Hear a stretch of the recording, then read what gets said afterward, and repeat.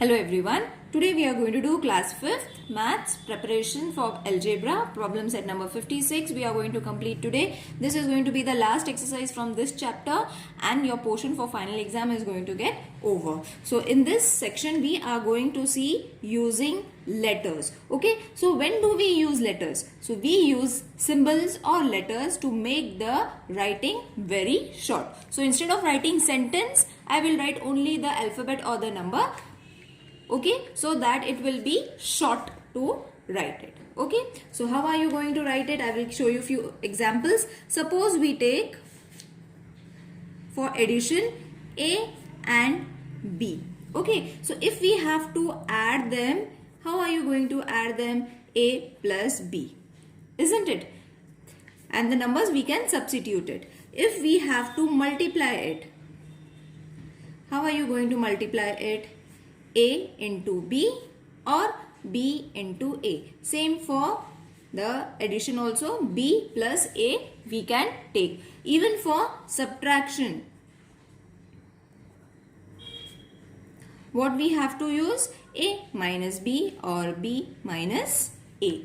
Okay, so we will take examples from the problem set number 56 so that it will be more clear how to use these alphabets when we don't have to write a sentence. Okay, so let's solve the questions.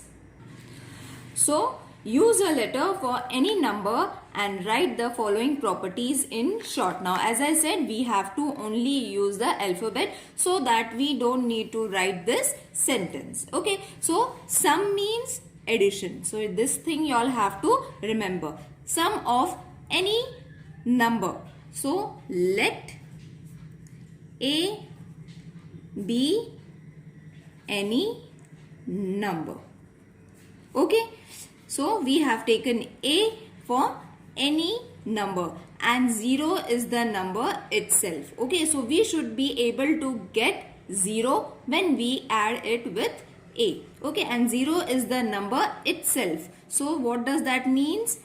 A plus 0 is equal to A.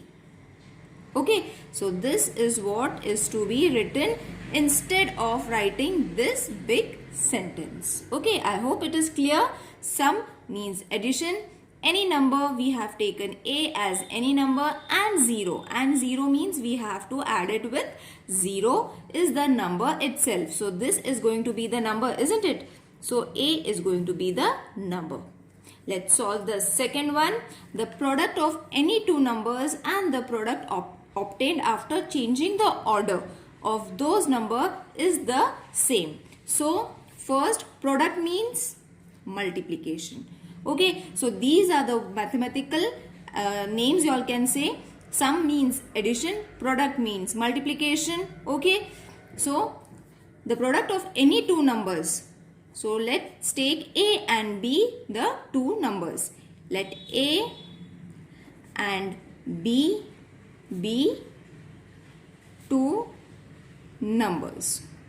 Okay, product of any two numbers. So A and B are the two numbers and the product obtained after changing the order of those numbers is the same. That means A into B, and after changing, okay, after changing the order means B into A.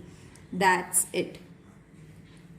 Okay, so you all have to only write A into B or is equal to B into A. The answer is going to be the same. I hope it is clear. Now, the product of any number and 0 is 0. Again, product means multiplication as I have stated. So, let A be any number. Okay, because it's only one number and we have to multiply it with what? Any number and 0. So therefore A multiplied with 0 is going to be 0, isn't it? Is 0. Any number means A and 0 we have taken is 0. So the answer is 0. This is what is being written in this complete sentence and we have just made it short by writing the symbols. Is it clear? It's very easy and can be asked for fill in the blanks, children. So don't worry, it is very easy if you all practice it. Understand the names and the words that they have given over here in the question itself. You all have to just translate it into the symbols or alphabets. Okay.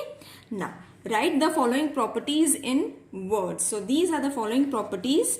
This has been given. We have to write the sentence. Okay. Now, we have to write the sentence. So, this is subtraction. Subtraction means difference. Okay. What is the mathematical name for subtraction? Difference. So, the difference of any number and 0. Okay. So, the difference of any number means m and 0 is the number itself. Okay, so when you finish writing the sentence, check whether you all have written it is going with the symbols. The difference means subtraction of any number means m, and 0 is the number itself. Okay, so this is the number and it's the number itself when we find the difference of any number with 0. Is it clear, children? You all have to write it in this sentence. Now, this is division. So, what is the mathematical name for division? Quotient. Okay. So, the quotient.